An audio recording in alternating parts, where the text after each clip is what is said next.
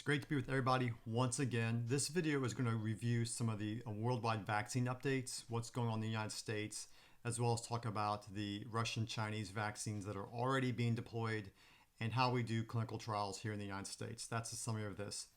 The reason I'm doing this is the last video I did talking about the FDA recommending states get prepared for vaccination as of the end of October and beginning of November caused a lot of concern with patients. People weren't quite sure what that means. Are there safety concerns? Are we pushing things through that aren't safe? And so I want to address all those issues more from a big picture global perspective and then kind of bring it down to what does that mean for us in the next month or two. That's what I'm going to talk about. If you're interested, please continue on. So first, what I'd like to do is talk about what's actually going on in the United States here and then what's going on in Russia, just first to have a little bit of perspective. August 11th, the United States government put out about $1.5 billion into some of the RNA-based research into the COVID vaccine research information. The thing about that is they've also recommended pre-buying $1.9 billion worth of the Pfizer vaccine. So the United States government is putting a lot of skin into the game for this, and because of that, things are happening super fast. The expectation is the Pfizer study of about 30,000 patients will be done soon. The Moderna study of another 30,000 patients will be done soon. The AstraZeneca study in the UK, Oxford, UK, will be done soon, maybe within the next 2 to 4 weeks. And so on knowledge of that, the FDA said states get ready for late October, 1st November deployment of the vaccine to some people. So, the biggest driver force of this has actually been the large amounts of funds that are being supplied by the United States government to all three of the major vaccine trials. The concern is this safe? Is this causing too much stuff to happen too quickly? Are we missing out on things? So I want to compare this to what's going on in Russia and then come back to what's going on here. So in Russia, they actually skipped their phase 3 trials. So their phase 3 trial actually is deployment to the Russian people for efficacy. Putin even said, hey, his daughter got it. It's got to be safe. Well, is that the case? We're not quite sure. Their phase 2 study is interesting because there was only about 76 people in their phase 2 study. It was an open-labeled, non-randomized study of healthy adults between 18 and 60. So here in the United States, we do randomized, double-blind, placebo-controlled trials to verify efficacy and safety in phase 3. That was the phase 2, which is typical. They're deploying a vaccine based on 76 people being exposed to it, which is concerning, absolutely. But that's Russia, not the United States. They're calling phase 3 Sputnik 5. They have 2 formulations. They're looking for all the same things we're looking for in our phase 3 studies here. The difference is it's being deployed to the Russian people. And there is some talk that Mexico might be getting it as well as a part of a way to get them the vaccine quicker. The issue with all this stuff is that it appears that the vaccine by other countries may be used as a geopolitical tool, which is concerning to physicians, concerning to everybody involved. So what's going on in the United States? That's what's going on in Russia. Is that going on here? And the answer is emphatically no.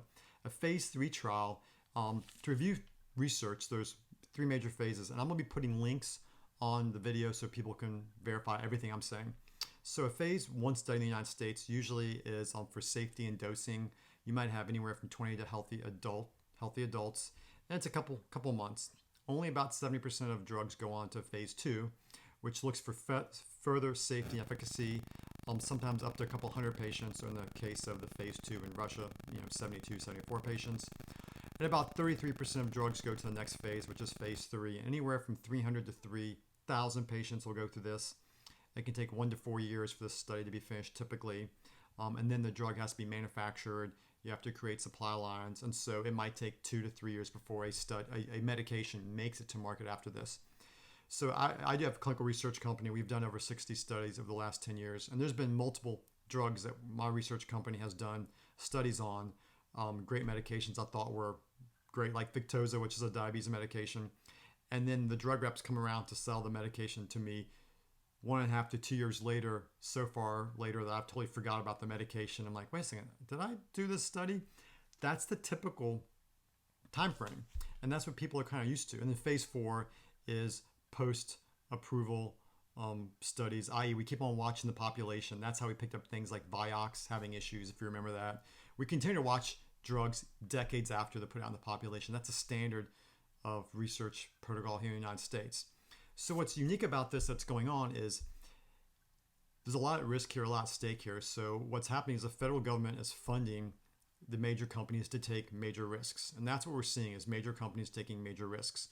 So at the phase 3, we're seeing the drug development happening at a rapid pace, and we're seeing the manufacturing processes occurring at the same time. And now we're seeing the FDA tell states to get ready for deployment. Usually these things would not happen in parallel. They would happen sequentially. It would take 2 to 3 years for anything to go through, because you don't want to prepare manufacturing, prepare drug reps, prepare physicians, prepare states for a product, spend the money if the drug is found not to be effective. And that's what's happening right now is like everybody's saying, look, we're taking a massive gamble.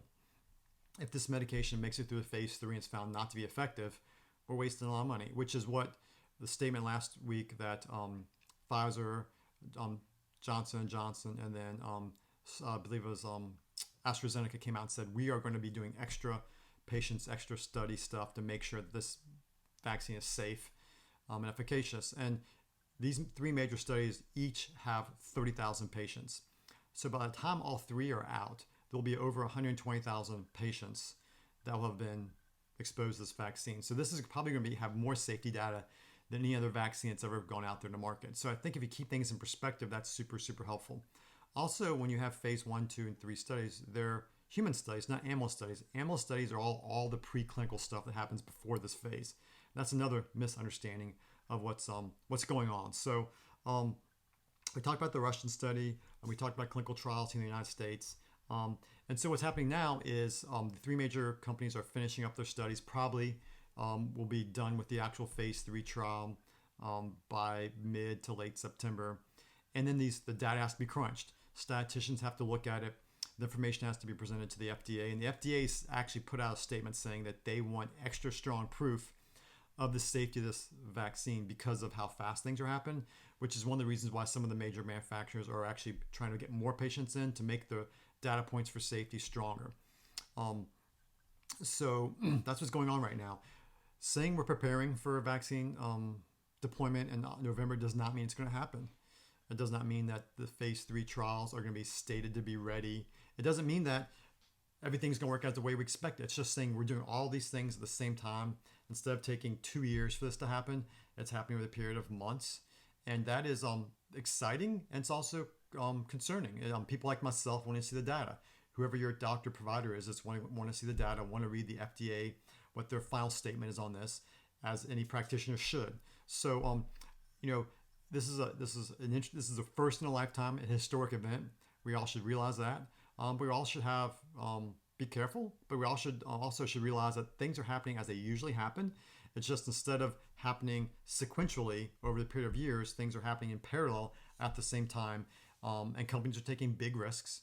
And the government is actually putting out large sums of money. Between the 3 studies, it's almost $4 billion, either guaranteed pre-purchases or actual money being put out on this research. So there's a lot of things at stake here because we're talking about a worldwide pandemic, and that's one of the things we kind of expect governments to do, whether it's the WHO or the UN, or in this case, these are mainly being sponsored through the United States government. Then the next question is, how are these things deployed? We have no idea. We have no idea who will get these first. Will it be first responders? Will it be school teachers, etc.? That's to be discovered. We don't know quite yet. But hopefully this was helpful to help you understand what's going on with the vaccine development. I know there's a lot of misinformation, a lot of concern and fear out there. I think that's understandable, but the way we dispel fear is with knowledge, and you want to dispel false knowledge with true knowledge, and that's kind of where we're at. Hopefully this is helpful. Please share this if you feel like it's helpful. I've been getting lots of questions. We've done lots of videos to date, over 40 or 50 videos. I'd recommend people refer back to those for information. Things have been changing as we've learned new things, and we continue to share. So continue to watch us, continue to share, continue to click the little like button. I know I got some unhappy faces about the last week's notification. I'm trying to notify people what's going on. Me informing people should be helpful. It shouldn't be discouraging. It shouldn't be negative. That's what I'm doing. And so if this is not a source you trust, then you should find a source you trust, that you can feel like the information is useful, that the people giving information are doing it objectively. And you should find 2 to 3 sources so you can compare and contrast, because I don't know everything. And any researcher that says they do know everything is not read enough to know that they are just covering the surface of information out there. So anyway, y'all take care. This is Monday on Labor Day, so I'm gonna hopefully go back to some family time here after I do a little more research on a few things, and the kids finish school downstairs because we're doing school today because we're at home and we got to do some school anyway. Y'all take care, be safe, be well. Dispel fear with knowledge, with information, and sometimes maybe just unplugging for a while from all the chaos will help you gain a little bit more sense of ease and rest. And if that needs to happen, maybe that should happen as well. Anyway, take care, be well, and we will talk to you soon.